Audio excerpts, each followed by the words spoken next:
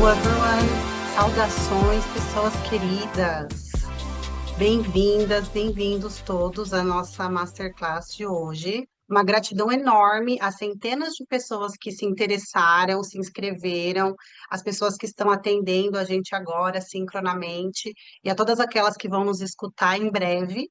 Eu também estou querendo agradecer demais a equipe toda que contribuiu para esse processo. Então, vou começar me apresentando. Meu nome é Deloise de Jesus, eu sou brasileira e desde dezembro do ano passado tenho tido a alegria de exercitar a posição de diretora executiva aqui na B-WEL, junto com uma equipe internacional e muito potente, que trabalhou bastante para colocar esse momento de pé. Quero agradecer demais aos doadores também, que têm apoiado a B-WEL e garantido que o nosso programa possa permanecer trabalhando, mesmo em momentos tão desafiadores como os que a gente tem navegado, e, sobretudo, agradecer às mulheres que estão aqui apoiando a B-WEL para compartilhar a sabedoria e para compartilhar estratégias que elas vêm colocando de pé ao redor do mundo, e para que a gente possa fazer essa conversa juntas sobre o poder de conexão da diáspora. Então, as soluções que têm sido construídas por nós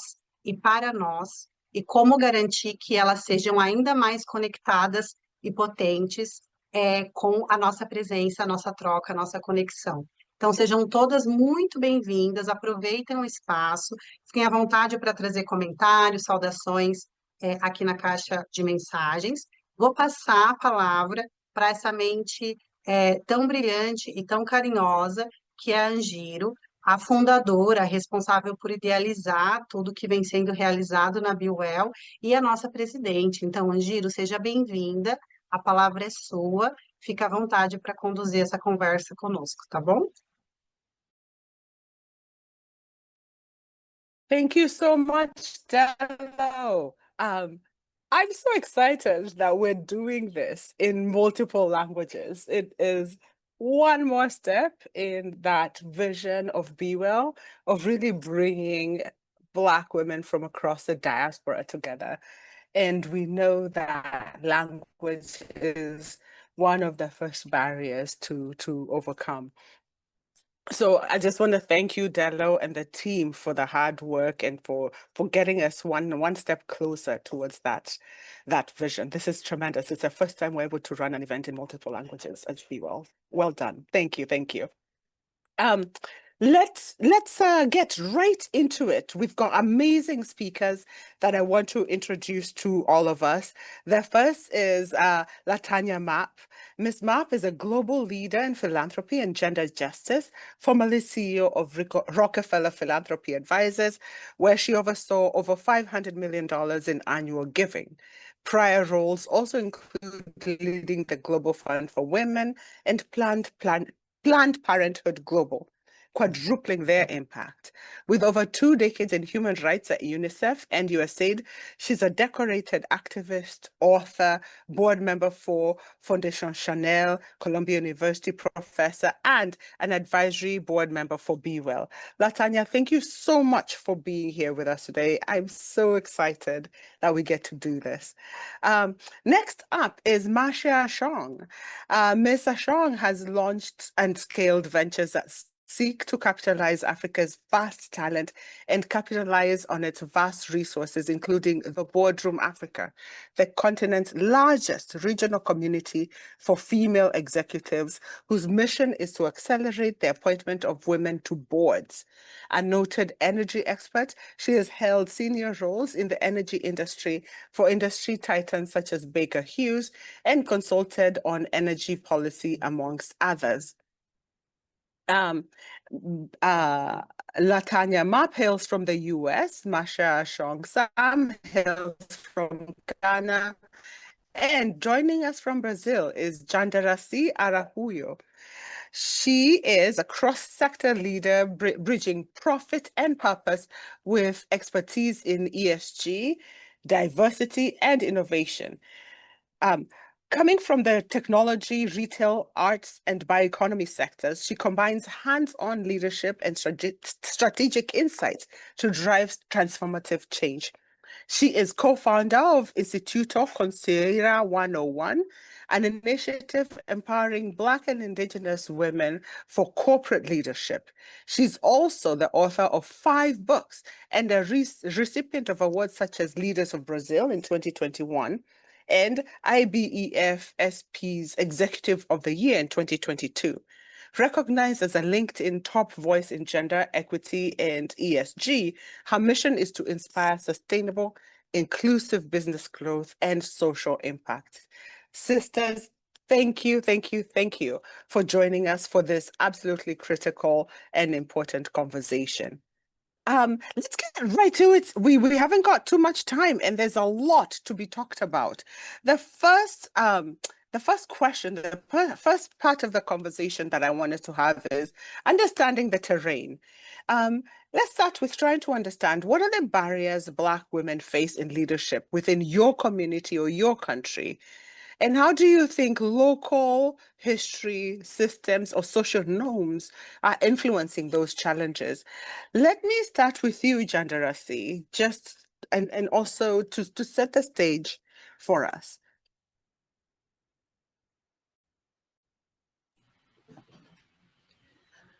Hi, everyone. I speak in Portuguese for explication more for all. No Brasil, nós temos um cenário super complexo em relação a gênero, e principalmente quando a gente fala de mulheres negras, né? Somos hoje, a gente representa hoje 28% da população. No entanto, não chegamos nem a 1% nas posições de liderança no ambiente corporativo, seja no privado ou seja no público. Então, nós praticamente não estamos, né? Temos tido os grandes avanços em relação até a modificação com leis e programas de ação afirmativa.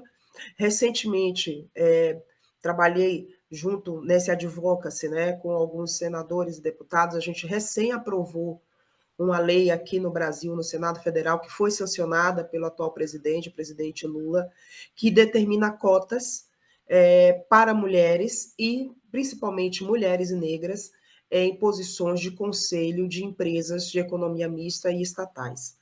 Isso é um marco na nossa história.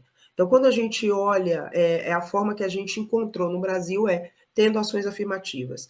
Então, a gente tem a lei de cotas, que esse ano completou 12 anos, e recentemente a gente aprovou essa lei de cota para mulheres, né, que faz um recorte de 30% de reserva de vagas para mulheres negras, inclusive, mulheres negras indígenas, que é um marco. Então, a gente vem de um processo longo, né, de lidando com racismo estrutural, que no Brasil ele é estrutural, a gente tem marcadores legais que impossibilitaram a ascensão de mulheres, e também com o machismo. Eu acho que não muda muito em relação ao mundo, quando a gente olha no mundo, né, quais são as barreiras, mas no Brasil isso é muito acentuado. Apesar de sermos a maioria estatisticamente, nós não estamos, até pelo processo de escravização onde foi construído a economia do país. Let's go over to you, Marcia, in Ghana. But I know the Boardroom Africa really covers, works across the continent. What are you seeing? Exactly. My first question was, could you hear me? Good to be here, and thanks for having me join this great conversation. So yeah, you're right. I work across the African continent and also deal with a global diaspora. So it's great to speak from that perspective. And so, what am I seeing? I think, you know, what I understand in terms of where Black women are, speaking from Black women from an African perspective, is that our lived experiences are really still deeply rooted and entrenched in patriarchal systems. And they have taken root in ways that far surpass that of the racial angle. I find myself dealing with you know, women across the continent who are still deeply seen and perceived through masculine lenses. So leadership is deeply rooted in that. women are expected to prioritize still family roles over professional ambition. It really has an effect on the essentially what shapes who gets seen as a leader. What's really struck me, I think, from working in the Bordom Africa, as just how male-dominated leadership spaces are, but also how often I see more non-African women leading African companies within the continent. And to me, that sends a very powerful message that leadership is essentially, leadership in Africa is something that's brought from outside as opposed to cultivated within. And that means that, women in Africa are double excluded. One from a gender lens, and in a global setting, that's triple excluded. One from a gender lens, one from a racial lens, but also, increasingly those that are in favor of foreign talent over African talent. And that combination creates huge barriers to advancement, obviously. But I must say, though, that in recent times, especially because our work at the Bordom Africa is working at the intersection of talent acquisition as well as talent development, I'm seeing more and more improvements in this area over time as companies become more and more aware that sustainability is linked also with local talent acquisition. How do these systems, how have they evolved historically? How have the social norms influenced this? I guess from my vantage point, I believe that a lot of this goes back to our colonial histories, the corporate and governance structures that we've become abreast of are largely ones that were left behind by those systems. They didn't include Africans, especially African women, in positions of power. And so then that's layered on top of the patriarchal systems that already exist and that run deep across our society. So even where we've made progress and where you've seen more women represented, those cultural undercurrents still exist. And they manifest themselves in various ways, such as women who are often expected to lead quietly. That's one aspect. And another aspect is that they're expected to work behind the scenes as opposed to voice their opinions or voices publicly. And I find that that results in the fact in that women's voices are often muted in public, and we've seen that across the work that we do. I evidence this daily, if not on a consistent basis. And that reality is that the reality though is that most of these women are the ones running the machineries of most of our institutions, yet there's a reluctance to either voice or be seen. And so the work really that we do is deeply guided by some of these challenges that the ecosystem still experiences. Lots of deep insight there. Thank you. Latanya, tell us what you're seeing.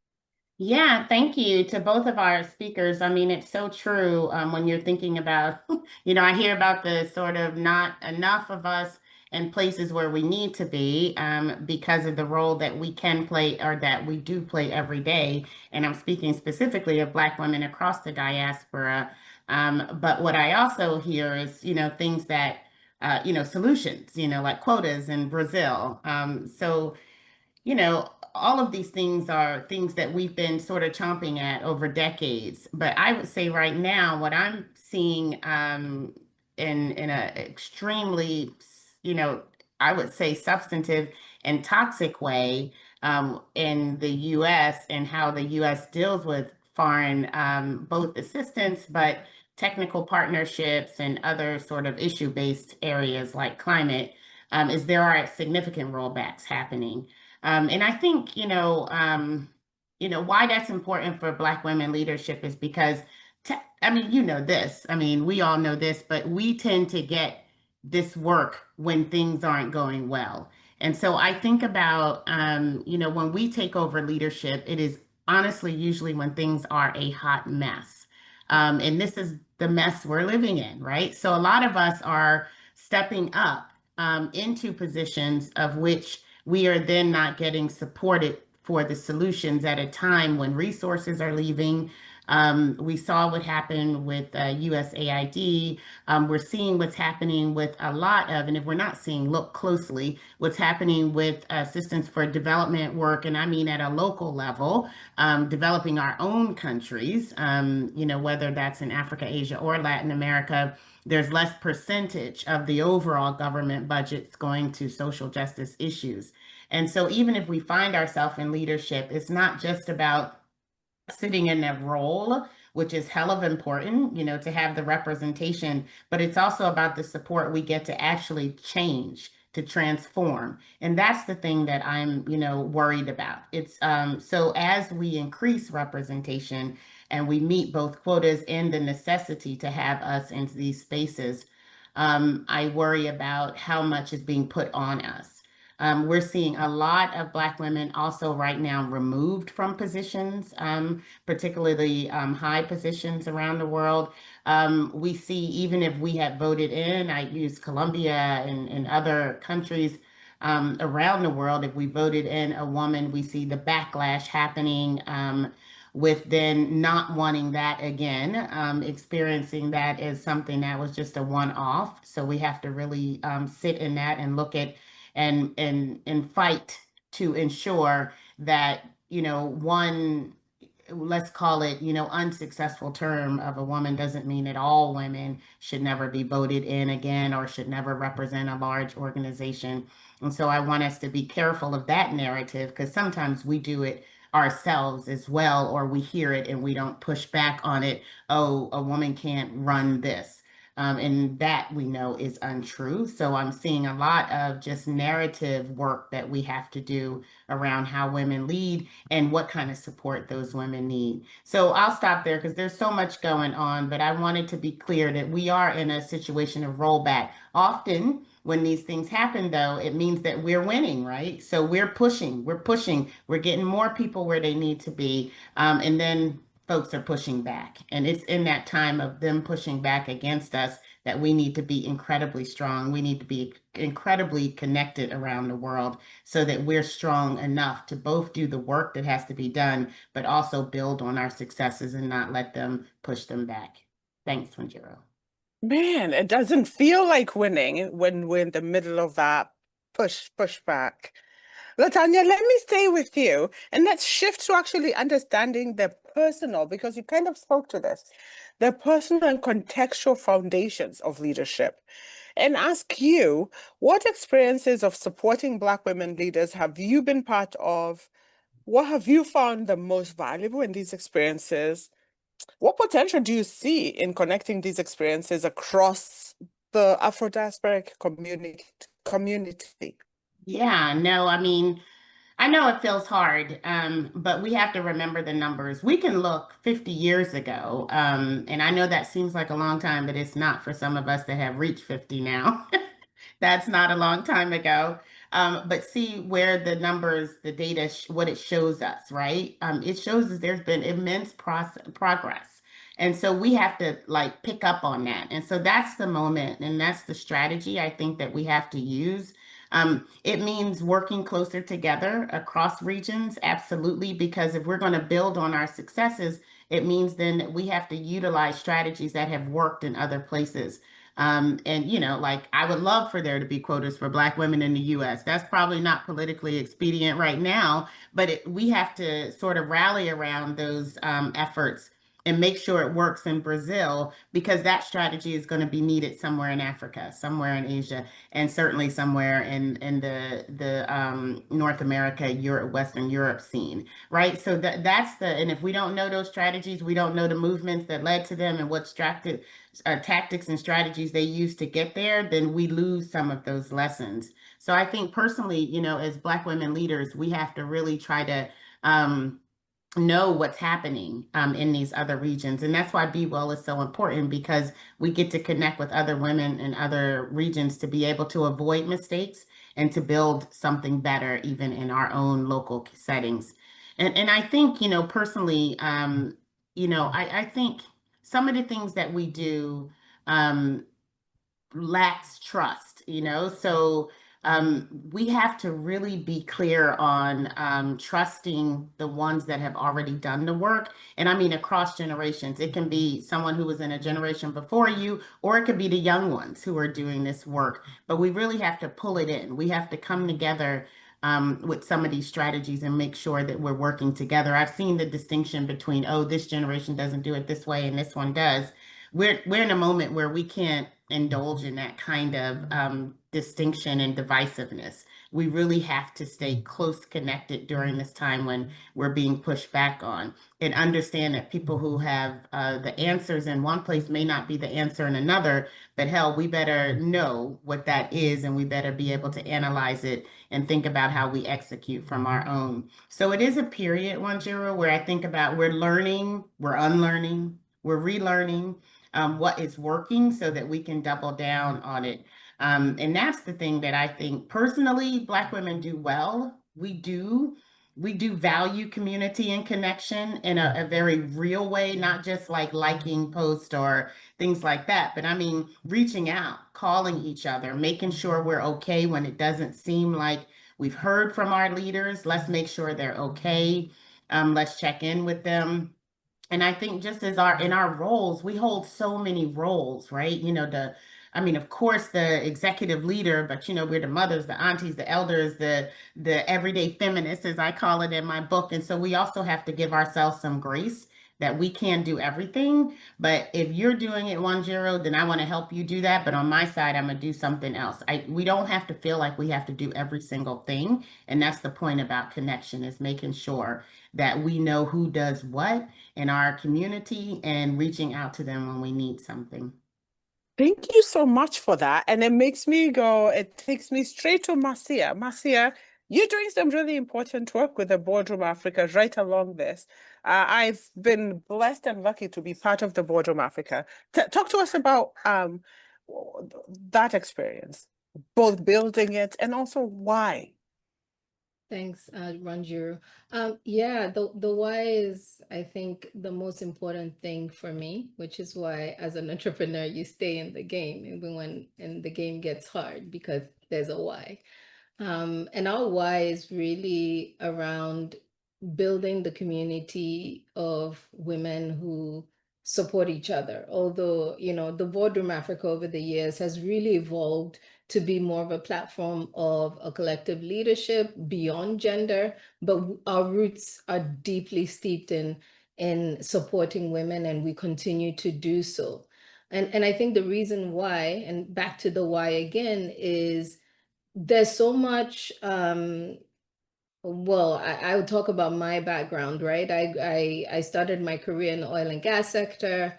I found myself in this really strange place where I was really on a fast move in my career, going up the ladder really fast, and rarely seeing other women coming along that journey with me, but also being in spaces and leadership spaces which felt so strange, because these were mostly male leaders who were just not that exceptional.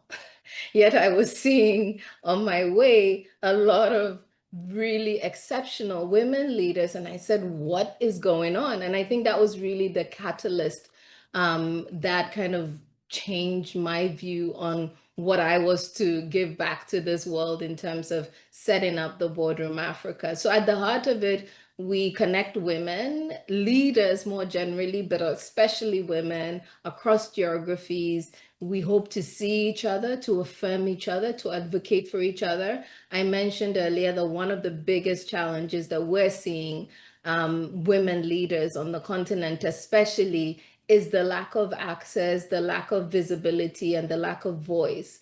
And so we've been very intentional, even though we started off, and we still are, in executive search. We're doing executive search and board search quite differently, which is we're rooting it in the historical challenges that women in particular face. How do we make sure that they're seen? How do we celebrate their wins? How do we ensure that, you know, somebody, a chair of a company who's saying, I don't know, I can't find them, doesn't have that excuse anymore. And so that's really what's underpinning our work, is that strong ethos on creating opportunities, strong ethos on building a trust community, and a strong ethos on connecting people across different divides to share their stories, to advocate for each other, but also having an organization standing behind you as you navigate your leadership career.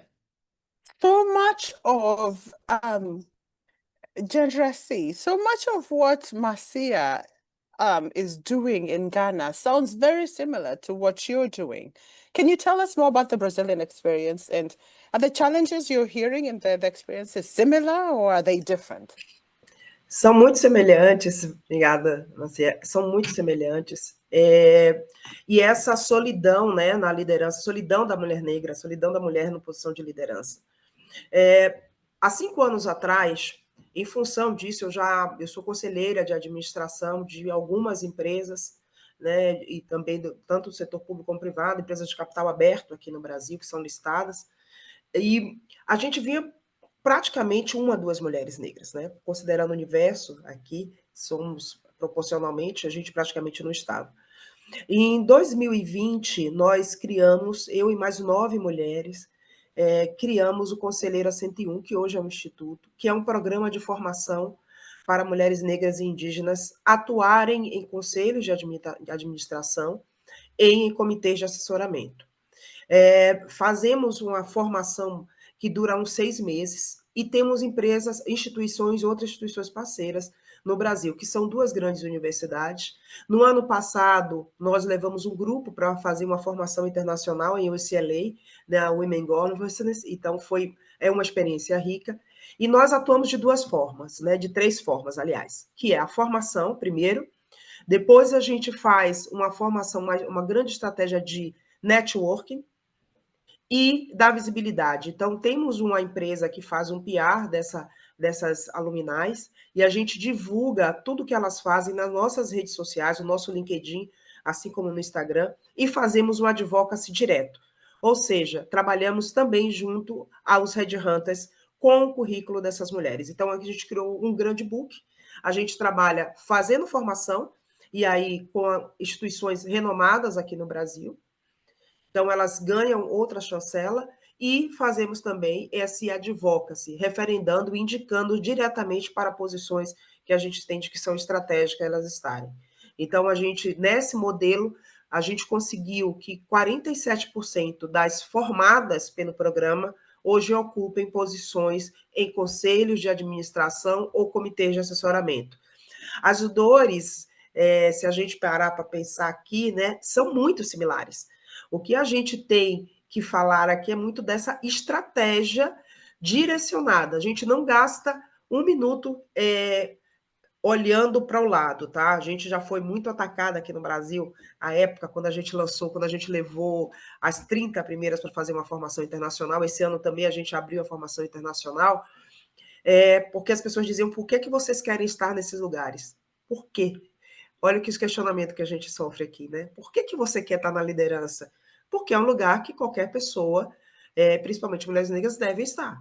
E a gente faz esse trabalho muito corpo a corpo, tanto com empresas de headhunter, quanto com as empresas de forma direta, indicando e referendando essas profissionais.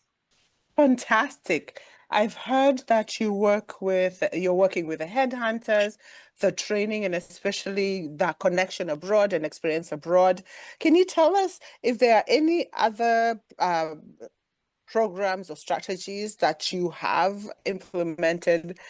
And particularly, what specificities of Brazil, in the context in Brazil, have influenced how you have designed these strategies?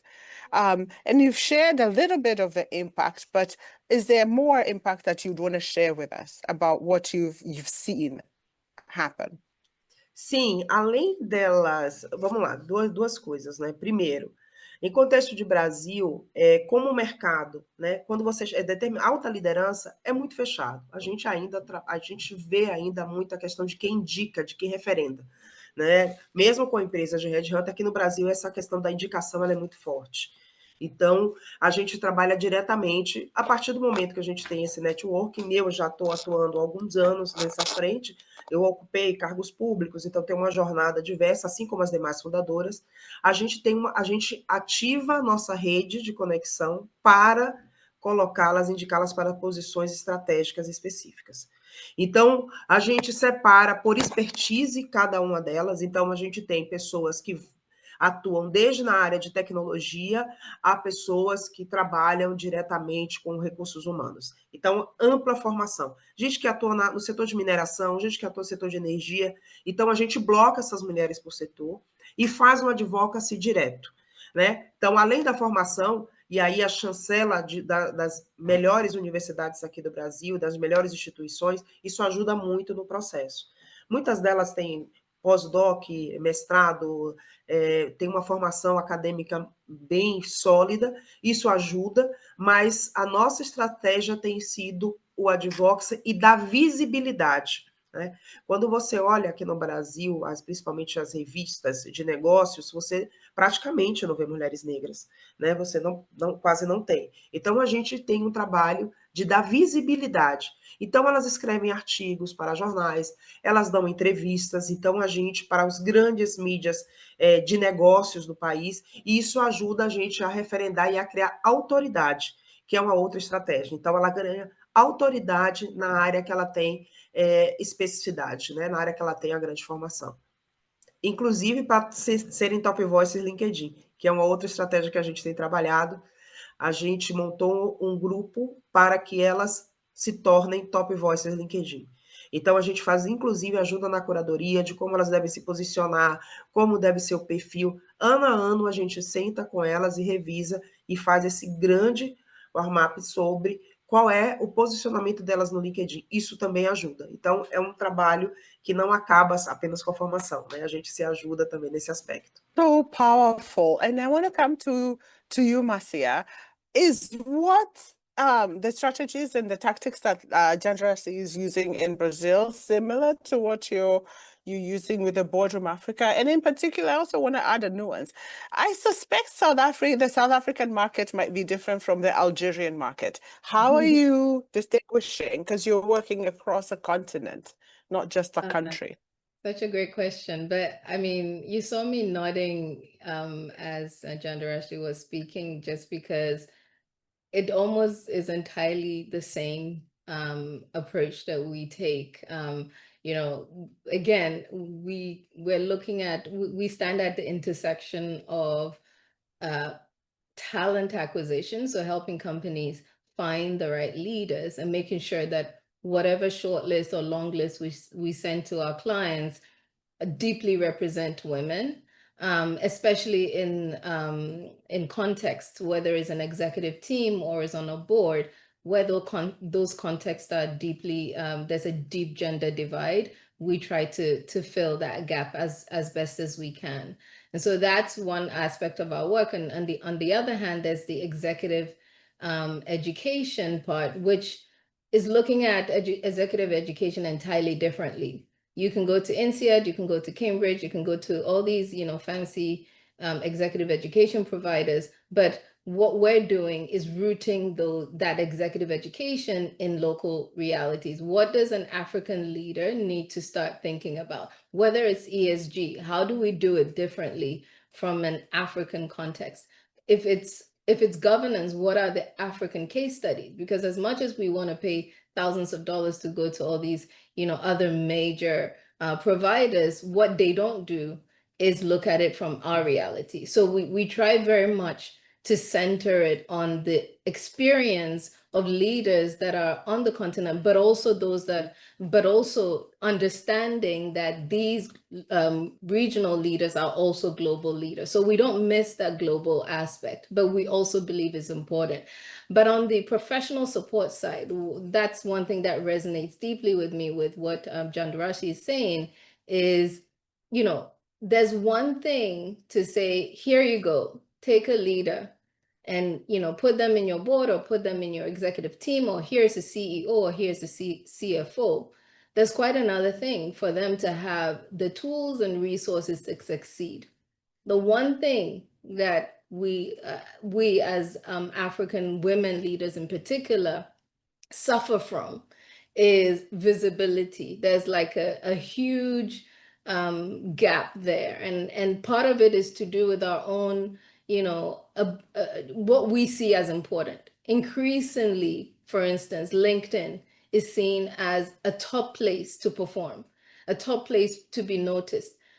But oftentimes when we're looking at CVs, when we're looking at the executive profiles, the African women are the worst represented, some regions worse than others. And I'll talk about the regional part of your question. That is reflecting in these spaces as well. So for instance, the Nigerian audience are much more visible, right? The Nigerian women feel and stand out to be more empowered in certain ways. When you come to East Africa, there's also a lot of great representation and a great presence. When you come to countries such as Ghana, maybe North Africa, that's less the case. And that's something that we're noticing, both in terms of how these women are presented publicly, but also how we then design strategies around support. But you're right, some of the big markets have a lot more kind of empowerment tools, it seems, for women. Kenya, South Africa, Nigeria, you name it, and other markets, especially the Francophone market, is struggling quite deeply in this sense with regards to public persona. So what a lot of our work, similar to Jandaraci's work, is supporting with thought leadership, with executive presence, with what does your LinkedIn look like? So basic. We do LinkedIn audits for some of our executives. How do you show up with your CV? How are you showing up when you interview? We do interview prep, right? So these are all systems embedded into the way we work, which is quite dynamic from any other executive search outfit that you'll find. Executive presence keeps coming up. Latanya, you did the most. You've got the book. Tell us. And I absolutely agree with everything my colleagues are saying, but they know that already. What I would like for us to think about, though, as when we think about our executive leadership and how we show up, we brand, we even show our expertise by getting on boards and by teaching and doing other things that we do, is that we do have to stay rooted in our community. It's the diversity amongst us that is the beauty, right? And we have to remember, even when we talk about the way we exist within current capitalist structures, that these systems were not built for us. They were not built for us to thrive. They were built with the intention for a particular set of people in a particular geography to benefit from us, on us. And so when we go into these settings, we also have to think about what works for us. And sometimes I know we're embarrassed to do that. We're embarrassed to bring our entire history and people into a boardroom, into a C-suite, into a high academic setting. But these are things we're going to have to do if we want to change them so they work for our people, not just some of us, but all of us. And that is going to be really, really important. Sometimes it's going to mean we have to break some, as we say, rice bowls, right? We got to get in there and be brave enough to set the path for not just our tenure in these settings, but for people like us to come behind us. And I think that's so important, because I think sometimes, especially without support from our community, we get into these systems and these structures and these positions and roles, and it's almost like we're fighting for our own lives, right? We're fighting to stay above water, when what we need is to be able to latch on to others so that we can forge forward. I hope that makes sense. And so backing, people, so it's not just my job, it's Wanjiru's job and Marcia's job and Jandaraci's job, that we're actually supporting at once. And we're building something that doesn't necessarily look like what it was, but something that's more inclusive of our kind of leadership, which I believe is rooted in community and which speaks to the way that we can support not just each other, but the world and environments that we live in. So, you know, there's a lot that we can build from what has already happened and from past generations. But I want us to be clear, like when we get into those rooms, what's required is that we attach to people like us, wherever they may sit around the world, and that we get strong enough so we can move forward and build something that looks a little different, because the past has not been kind to us in these settings. And so what we want is to build something that is going to be able to help us thrive as we go forward. And, you know, I've been sitting in a lot. I mean, there's so many things out there, in addition to the important work that these ladies do on recruitment, for talent development, for access. You know, there are groups out here like most of you already know, the African Development Network and their annual summit on investment in Africa and across the diaspora. These are things where we have the opportunity to see who's doing what and to bring them into a fold where we can just build from there. You know, I've been involved in the Mandela Fellowships. I've been involved in so many various, you know, sort of Black-centered readiness and board development type of activities, because these are the kind of things that are going to allow us to not just build the skills, but to build something that looks different. Thank you so much for that. And what you're saying leads right into my next question on global solidarity. But before I ask that, I just want to go to the audience and invite anyone who has any questions, comments, please go into the Q&A section and start asking your questions as we go along. After this question, we'll come into the Q&A section. So please fill it up with your questions. Sisters, and let me start with you, Latanya, because you really, your comment really led into this, about the question of building global power and mapping connection, solidarity, and cross-border collaboration. For us at B-WEL, it's very intentional that we have Africa, North America, and Latin America represented in this conversation. How does your work and how does what you're doing contribute to a broader global movement? And for you, Latanya, especially, what's your vision for a broader, what might a broader global movement look like?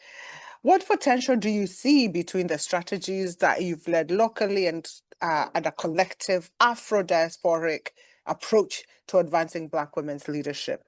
Where are you seeing opportunities for alignment, collaboration, and mutual learning across regions?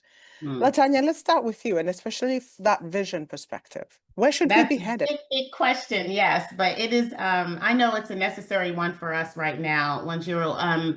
You know, when I wrote The Everyday Feminist, it was because I understood, and I think a lot of people like us understood, that this kind of social movement change, change in narratives, change in perspectives, it is local. It's not happening at a global level. But what's happening locally is sprouting up all over the place, right? So it is these women who are leading these movements everywhere, and they may not even know each other. One of the things that we did at the Global Fund for Women was we connected what was happening in climate in the Pacific Islands to what was happening with climate in the Caribbean islands, right? So because the movements were looking so similar that we knew they had to be able to learn from each other.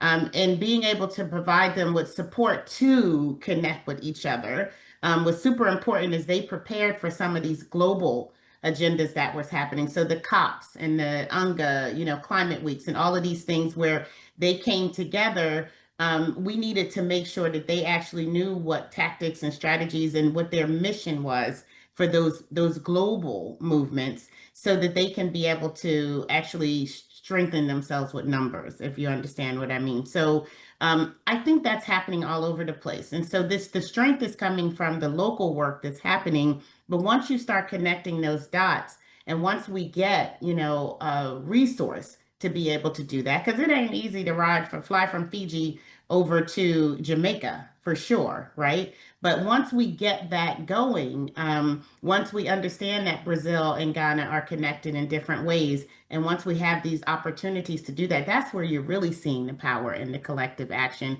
because locally is the grunt, right? And people have been doing that work for years and will continue to do that because they're impacted by all of these things, all the tools at their disposal, the law, the media, technology. They're doing all of that at the local level. Now the question is, and the vision, the dream is, how do you bring all of that together so that the power now starts to show, so that we are not just in positions, but we are powerfully changing things.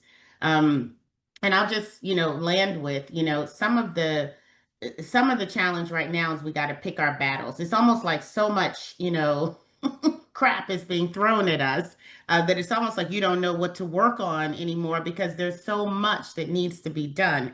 And I feel you, but we are going to have to try to stay in our lanes. We're going to have to try to double down and continue to do the work that we're doing and make sure that the people who are alongside us on different issues have the support they need. But if we kind of leave our lanes and go over to another thing, then we might actually make it easier for our opposition to knock us down and to roll us back. So it is right now hugely important that we stand up, double down, and connect across issues in ways maybe that we didn't have to before, because we do know there's a full-on assault against the successes that we've made. And this is scary. I don't want to pretend like right now all of the things that we see before us, the changes that we're seeing is not scary, but they don't necessarily have to be. We can leverage what's happening right now. We can step into places and spaces that we haven't been before because we've been doing this work forever. And these soft kind of strategies that we're talking about, solidarity, narrative, visioning the future. These are things that we do well, and this is the moment to be able to play that long game. So not to look at it as like we're fucked, excuse my language, but that we are actually experiencing gaps that we can fill in because we know how to do this work and we've been doing it forever. Oh my gosh, so powerful. Marcia, tell us. Yeah, the point Latanya made about fragmentation is exactly where they get us, right? It's, you want to do the same thing here and you want to do the same thing there. Nobody's collaborating, nobody's working together, and it's causing, it can cause, the old adage is if you work together, you're stronger, right? And so that's something that is resonating with me. Look, a challenge that I am particularly interested in addressing when it comes to what does it mean for African women into the globe is exactly that. If I look at boards of some of the big global organizations that have representation in Africa, if I look at the leadership teams, I can count the African women by a handful. And the ones that are there are ones that were trained at Harvard or Yale, right? So there's a problem there about our visibility in global spaces. And that's where we can also have this, convergence of Black women from all over the show when we show up in those spaces more. What does it mean to think about ourselves in that global setting? That's a lot of the work that we're trying to envisage now. I'm building a solution in our team where we are working with women who've really kind of made a name for themselves on the continent and trying to expand their global influence as one of the solutions that we're trying to develop that we've started off this year in particular. What does it mean to build those alliances across the diaspora? How do we ensure that, lived experiences of African Americans or those in the Caribbeans are also brought onto the continent? Because how somebody's experience change in one context could be relevant in another context. So working with organizations on the continent to bring in diaspora leadership as well is another area that we've looked at. Is a lot more difficult than the other way around, simply because when a company is looking for talent on a continent, they're looking for talent on the continent. And so we're trying to re-envisage a world whereby diaspora talent is needed as a kind of as a kind of here's another perspective viewpoint. But last, I'll say this, and that's back to the point of fragmentation. Now that, you know, when this, for instance, USAID, you know, funding issue happened earlier this year, and a lot of backlash against ESG and climate and all that stuff started to happen.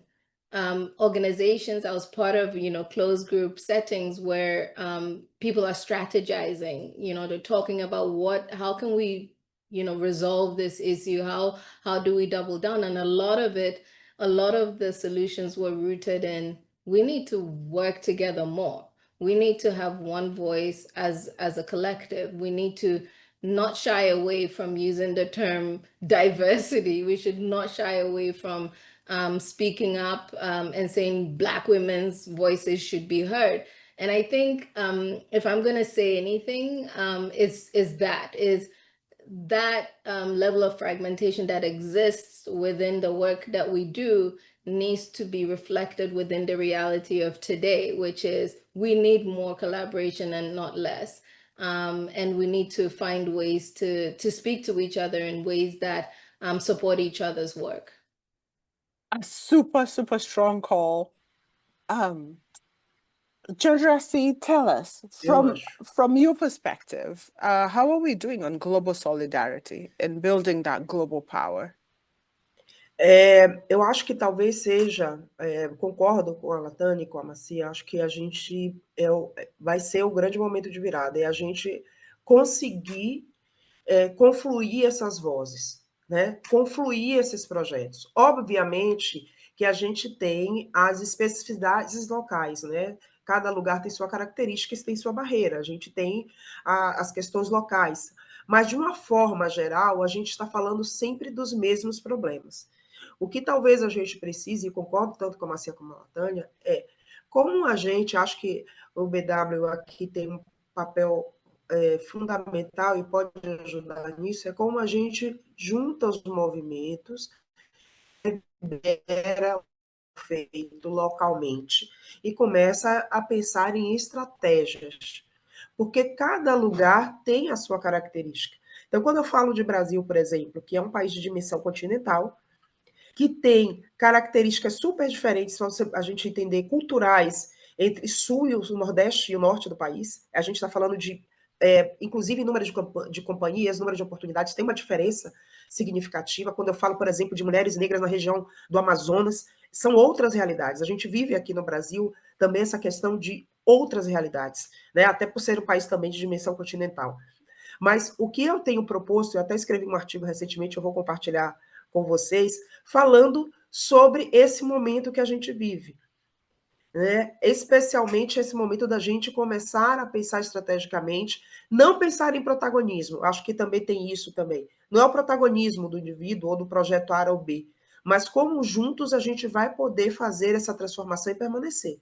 Sem abrir mão do que nós somos, eu acho que isso é importante, tá, Latanya? Você trouxe muito, muito claramente, a gente não pode abrir mão do que a gente mas também a gente precisa ampliar as nossas estratégias e revisitar as estratégias. Eu acredito que a gente, tirando, né, as questões locais e a gente atuando de forma conjunta, eu acho que aqui está tendo o pontapé, já me coloco aqui à disposição, já mandei convite para todo mundo, eu acho que a gente pode fazer isso de forma conjunta, a gente precisa começar a entender de forma conjunta quais são as oportunidades que a gente pode construir de forma conjunta para poder posicionar mulheres negras em posições estratégicas, inclusive em órgãos bilaterais.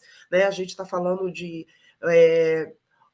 como um BID, como um assento dentro de BRICS, como a gente faz isso, a gente precisa estar em algumas cadeiras estratégicas, porque a gente só é escutado dessa forma, e como a gente se fortalece. concordo com ambas, acho que a gente tem uma janela de oportunidade muito grande e não existe espaço seguro ainda para nós. Esse é um ponto. A gente, infelizmente, ainda tem que ficar muito atenta aos mecanismos, né? As mudanças. Por exemplo, agora, recentemente, no Brasil, está sendo proposto uma revisão de a legislação sobre mulheres no legislativo, mulheres em cargos executivo público, para reduzir a possibilidade dessas mulheres se candidatarem. Então, a gente tem que ficar, por um lado, eu faço uma legislação que apoia a cotas, por outro, eu estou tentando mudar uma outra lei que ajudava, inclusive financeiramente, tinha um direcionamento de repasse de recursos para que mulheres negras se candidatassem a posições políticas. Então, como é que a gente está olhando isso de uma forma, como a gente pode, né, se fortalecer e fazer com que esse movimento de mulheres, mulheres negras principalmente, se fortaleça. A gente tem aí um exercício que acho que é muito nosso também, do nosso lado aqui, da gente estar atento a isso e se fortalecer. Concordo com você. Tirando as especificidades locais, o resto eu acho que a gente está com estratégia muito parecida, o que a gente precisa é potencializar isso. Thank you so much. Also, especially for that reminder, Brazil is the size of a continent. And so specificity, even within Brazil, is an important part of the question. Now, we haven't got very much time, so I'm going to go straight into a couple of questions that we have open. And I'm going to hand over to Dello for the last question, where someone is asking, saying, I'm interested in being part of the B-WEL Circle. What's the process of this? Dello, I'm going to come to you right at the end for this. Someone wants to know, how can the solidarity between Black women be replicated within other groups of women of color? For instance, brown women from Southeast Asia. There are no such communities or networks. I'm not sure that there are not such communities or networks. I'm going to ask 3-4 questions all together and then invite each one of you to respond.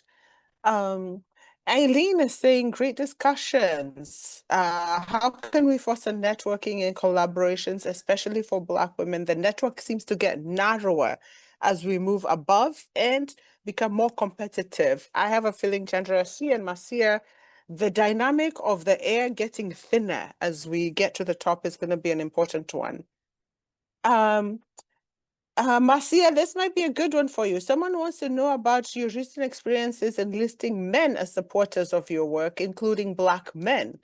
What has worked or not worked with engaging men as part of this work? Let me stop here and let's have a few minutes for each one of you to respond to any or all of those questions, and then we'll take it up from there. Let me start with you, Marcia. Yeah, so the question, I think I saw that earlier, came from Charlotte, and good to see you on the call, Charlotte. Yeah, so we've taken a bit of a strategic approach to that question. For years, we doubled down on our female-only focus.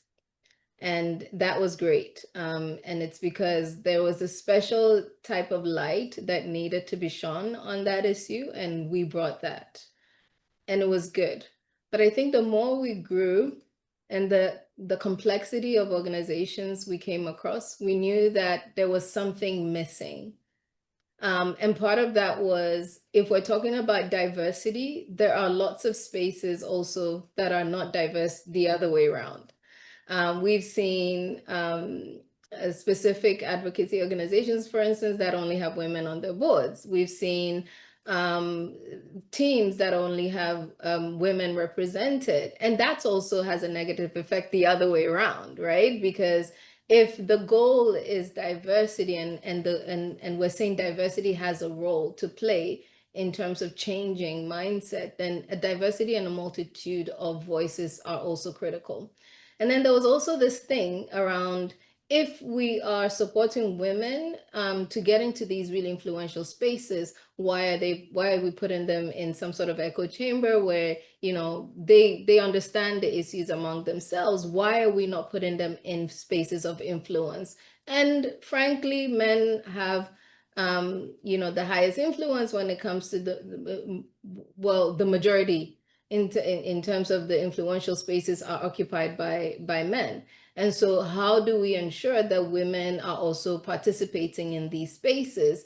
And by making sure that our networks were solely women networks, we were also struggling with that question. And then finally, if we're talking about global access to opportunity, African men are just, in some cases, are disadvantaged as well as the women. And also, if we're talking about age diversity, you know this, Wanjiru on the continent, it's mostly older male above 70 that are taking on the highest leadership roles. And so there was a younger male problem as well that we were experiencing in leadership. So all of that is to say that we took a hard look at our approach and said, yes, we've made a lot of inroads. Our approach will still very much prioritize the gender aspect, but we were going to be intentional about what it means to look at diversity more holistically. And so as a result, we opened up our network to men as well. But I'll say that we continue to maintain that a majority of our membership should still be women. Excellent. Latanya, a lot of questions came up. Some thoughts, insights on that stack of questions? Yeah, and I agree, especially on bringing Black men. And I don't know if we all know parallel networks that exist that are like ours. So if you know, the chances are, if there's one on Black women executive leaders, there's probably one somewhere on Black men. Here in the U.S., we have you know, a network in almost every major city in the country called 100 Black Men. And, you know, for me, it's like really important. Of course, my spouse, you know, it belongs to that, because we both think it's really important to be incredibly thoughtful about the diversity within the groups that we belong, and then how we bring those together. But it is often and always that we do that. And I think that if you're working in a context like this, where you're trying to bring the diversity of Black women together, whether that's around geography or you know, or sector, because that's the other thing we have to do a little bit better than we do right now, then we should be also connecting to Black male groups like that, who are doing it, because they're out there, whether it's a fraternity of some sort, whether it's some other kind of, you know, network that they belong to. It could be religious, it could be other, you know, business. We should reach out and try to pull them in. But I think, like Marcia said, it doesn't mean that we don't have something very specific for us. And just like the other colleague, I think, mentioned about, or I don't know if I read it, you know, brown women from South Asia. Yeah, you know, whether, let's just say, they also have a group. And so some of it is that, you know, we just may not be focused on that because we're in our lane. But what we're saying now, I think, in this webinar is to lift up a little bit and look around. So whether it's Black men, whether it's women from South Asia, East Asia, hell, Latin America, of course, you know, all of those things are things that if we just kind of take it as a must do, I think you'll find partners that are really going to be able to support and help us. And I've definitely seen that in so many different ways across my career, that it is but just reaching out. So I do know there are groups just like this one for South Asia, you know, so for South Asian women, particularly living in the UK. You know, so those are the things that we want to find out who they are and how to work together with them. And I think that that will help. And I saw this thing, it was a quick question about accountability. And I think that that is so important. It's not just to know who's out there, but really kind of hold ourselves accountable and responsible to make those connections. Because it would be easy to just sit here and it's like, I never heard from them. They never talked to me, you know, the male group on business, small business, whatever, they're doing their thing and they never included us. And I think that we have to kind of now release some of that energy and start thinking about how can I work with them and help them and support them, i.e., so they can do the same for us. And I think that sometimes that really is kind of stepping away from those old notions of how we work in a silo to the work that's now, it is no work that needs to be done right now that we can't do together with a variety of groups. And particularly, and I'll bring this up again because I said it before, particularly young people. They're in our networks, whether we recognize the diversity in age or generations or not, they're in our networks.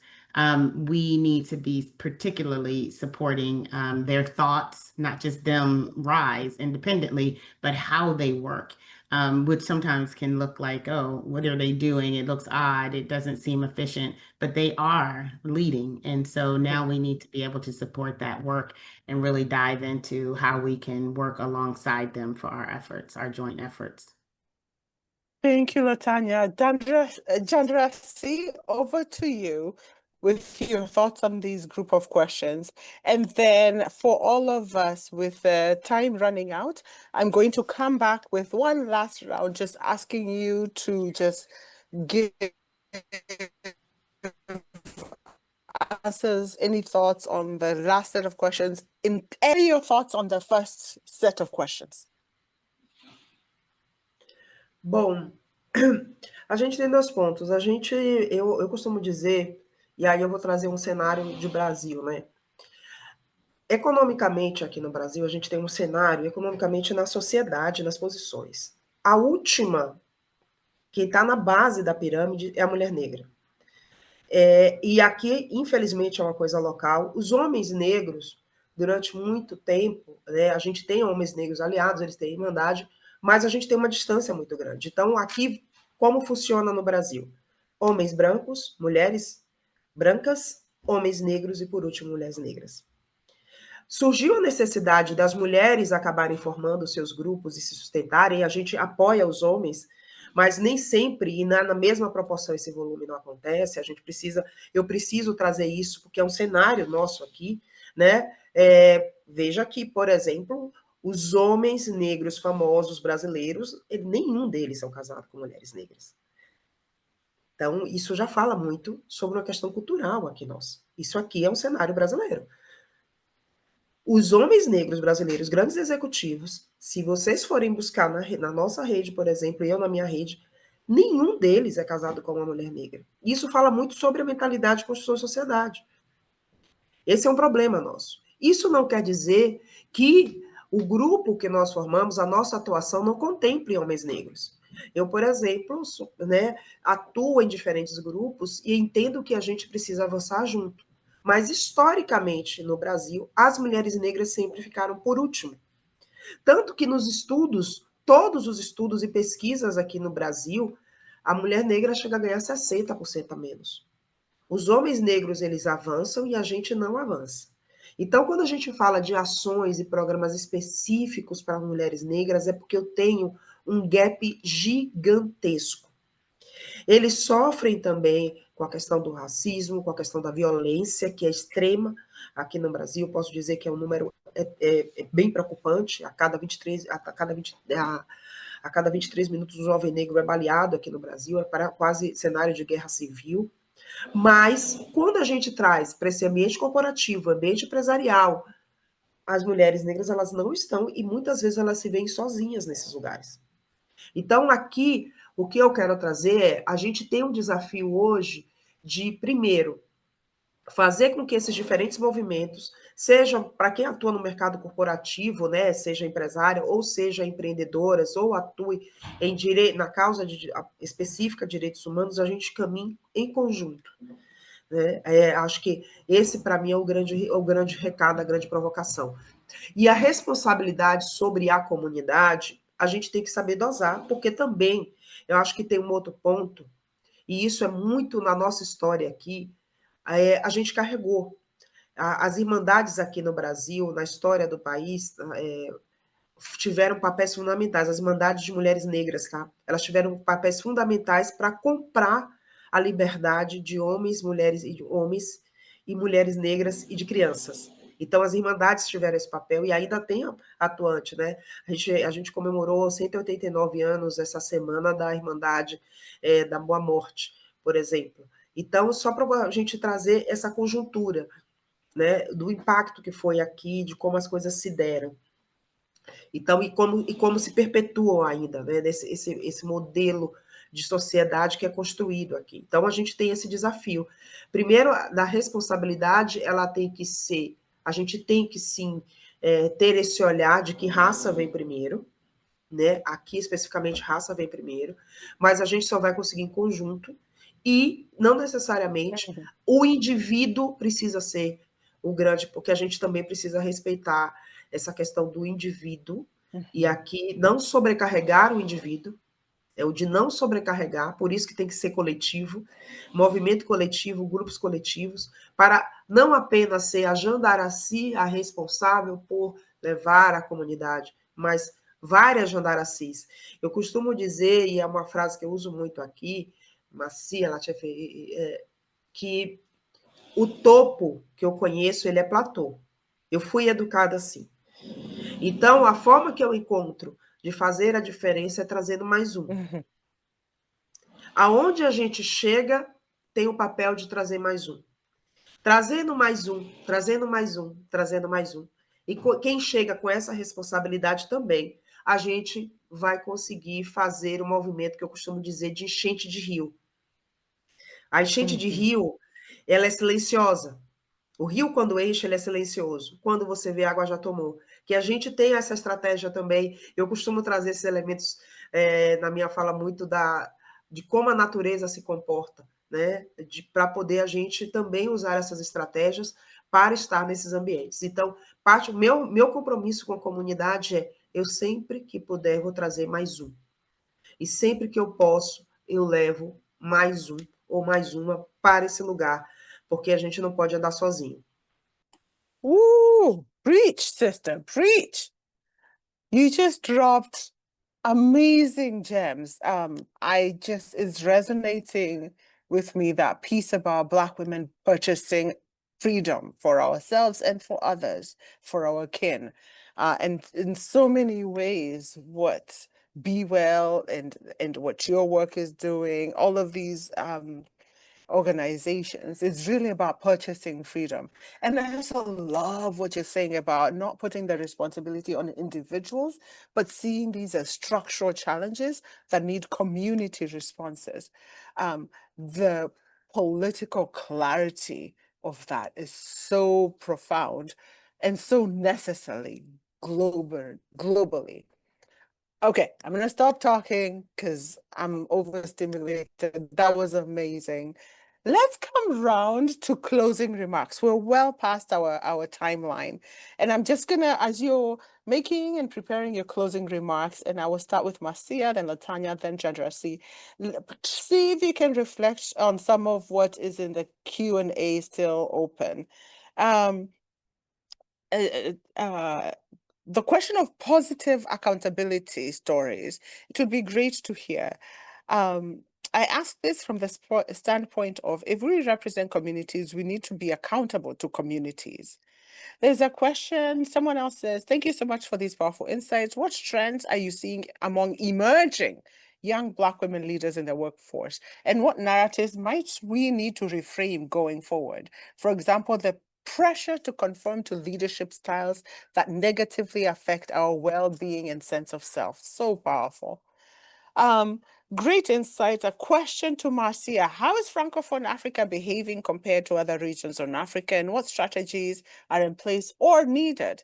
I also see that there's a recommendation that we add French to the language of translation of these masterclasses. That is duly noted.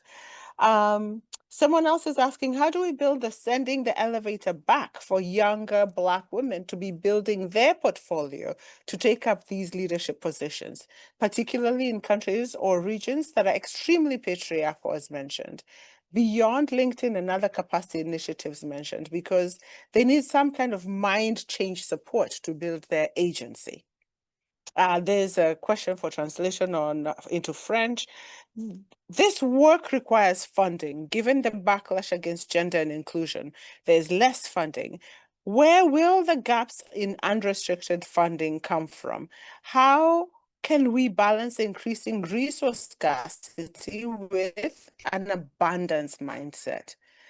How can we promote the Forbes Black community? And someone just wanted to say, this is amazing. I just wanted to say thank you. I look forward to understanding ways of being connected to this community. And lots of points resonated with me. So let me go to you, our speakers. Please make your closing remarks, and then we will hand back to Deloise. Marcia?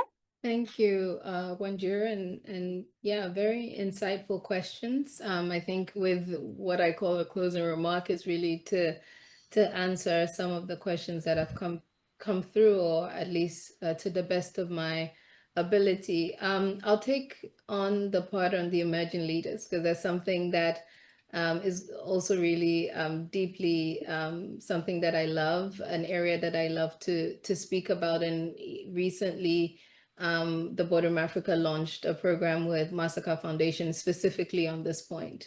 What we find over the years, we're close to 10 years in the game that we've been playing with the Boredom Africa. And the thing that always and some of the thoughts that we always heard was from people who were just at the cusp of leadership, young emerging leaders who were just on the way, didn't have any structures, any systems, any support to accelerate their leadership. And given the fact that on the continent, a great majority of the population are young people, there was a need to accelerate this. And so we built a program called Emerge to really address this problem. And we're addressing it in a way that's deeply rooted in where this generation find themselves as well, between the ages of 25 and 35. Where are they finding themselves? They're finding themselves in an extremely politicized world, exacerbated by social media. They're finding themselves in an AI-enabled world. They're finding themselves at an intersection of career acceleration, but the career acceleration that is backed by AI and that is backed by continuously needing to refresh your expertise in order to remain relevant. We're working at a time where the workforce is vastly changing and the human interactions are waning. And so what does it mean to support a group of young people who are emerging leaders in this way? And that's something that we're exploring. We started a project just a few months ago. And so that's really part of the deep exercise and the deep data and insights that we're trying to gather at this very, very early stage. In terms of Francophone, you're absolutely right that Francophone Africa needs to be represented more within the broader Africa ecosystem. We've been trying to do that for a while. Unfortunately, one of the major reasons why we haven't been able to serve the Francophone Africa market in the way that we've wanted to has largely been because, again, funding being a major issue. But what we're finding now is technology is changing that. I mean, look at what we're able to achieve today with this kind of multiplicity of languages and translation options. That's something that we're starting to incorporate into our programming as well.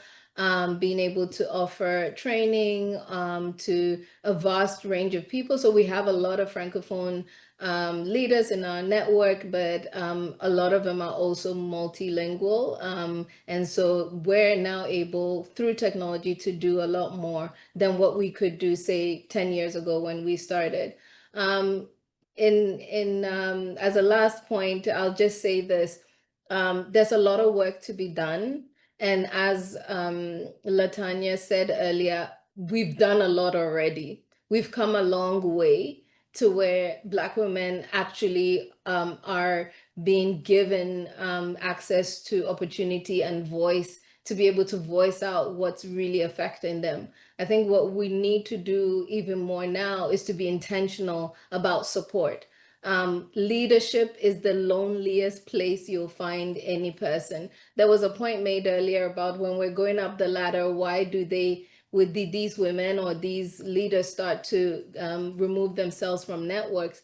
And it's not because they're being, they're trying to be elitist. Is just simply because leadership is a lonely space. They're trying to make their voices heard. They're trying to work harder than the other leader who doesn't look like them. And they have to be hung down. They have to be in the background. They have to be quiet, and they have to just work hard. And so we need to find a way to get to these leaders. We need to find a way to connect with them. We need to find a way to support them. And I hope that we can all, through our various backgrounds and through our various regions, work together to find those solutions. Brilliant. Latanya, over to you. Yeah, it absolutely is brilliant. And I'm just going to pivot off of Marcia's because there's also so everything she said about reaching the younger generation and the comment about, the elevator up, pulling someone up. I think there's also something that we learn as executive leaders that holds us accountable and provides us with some lessons when we work with our elders, those that have kind of stepped out of the game. And so if you think about our generation, yes, there were far less Black women in leadership, let's say 25 years ago or a generation ago, but those that were have now stepped back. And I think we have to reach out to them to hear their perspectives over time. I mean, they have experienced wars, they've experienced hardship, and loss. And their stories about the pain that they've been through and the passage, is something that I think is going to help us get through, especially in these current days when we're feeling like, so much is against us. There's so much work to do, or that we're starting to roll back those things that we thought were incredibly important. And I think that kind of wisdom that we get from our elders is much more respected, I think, in the diaspora, sort of in Africa and Asia, even in Latin America, than it might be in some of the countries where we experience some of the most racism, living amongst those of a different perspective. So that kind of wisdom, I think, is going to help us sit in this kind of discomfort. It's also going to teach us how to rest, because I think a lot of us we're learning how to rest in ways that are revolutionary, when to step back and step out and let others take over.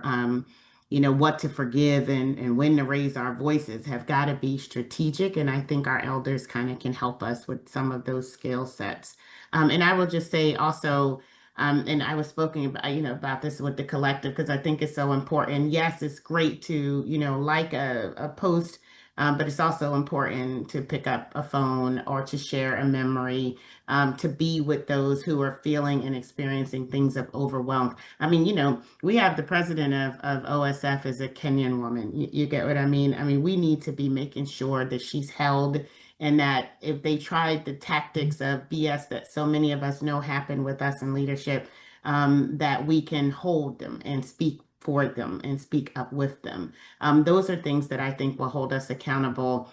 And it speaks to our cultural and spiritual work, right? And that's the thing I was saying, bring that into the boardroom, bring that into your C-suite, and don't feel shy about, lessons that we've learned from our culture, from our elders, as we're trying to move forward.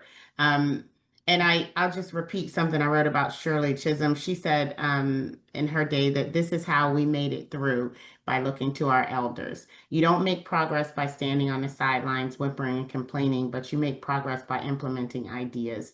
And I think that's the thing that we're doing right now. And I thank all of you for having me here to be able to listen.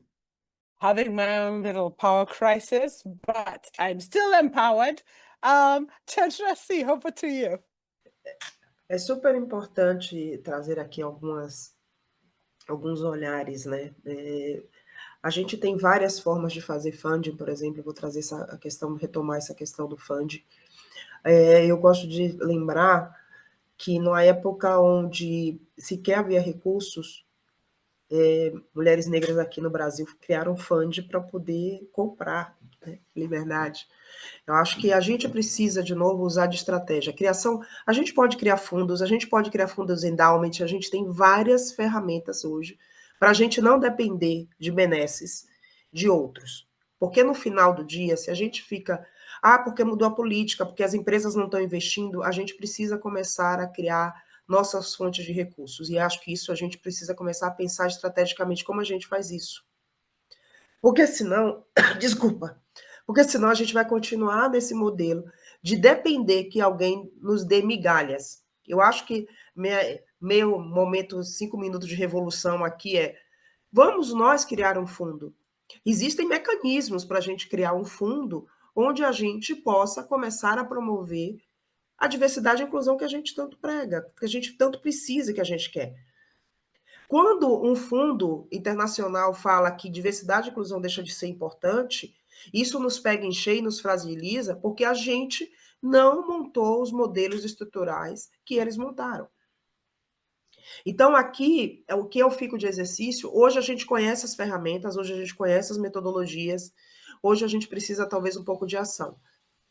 Já imaginou a gente criar um fundo, né, de modelo internacional, onde a gente possa promover educação para jovens, onde a gente possa atuar de forma estratégica para que empreendimentos liderados por pessoas negras possam crescer e empregar mais pessoas negras?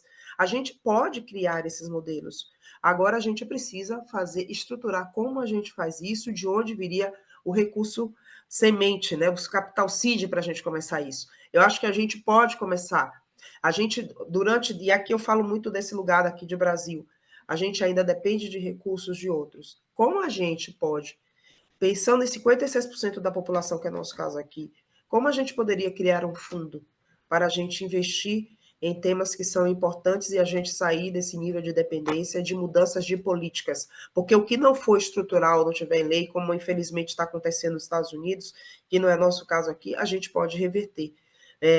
Se é falta de recurso financeiro, eu acho que a gente precisa começar a pensar nessa estratégia de criação de fundos específicos para isso, com a governança múltipla, mas eu acho que a gente precisa começar a olhar também por outro lado. Porque, de fato, eles não nos querem. Em qualquer oportunidade vão nos tirar. A gente precisa começar a ser o dono da banca, como a gente fala aqui no Brasil. What a powerful evening. What a powerful afternoon. Thank you, sisters. Thank you, thank you, thank you. Dello, I'm really sorry we took longer than allotted, but this conversation was so powerful. I didn't have it in my heart to cut it short. And again, thank you so much for pulling all of this together. We are in deep gratitude. Over back to you. Gratidão enorme.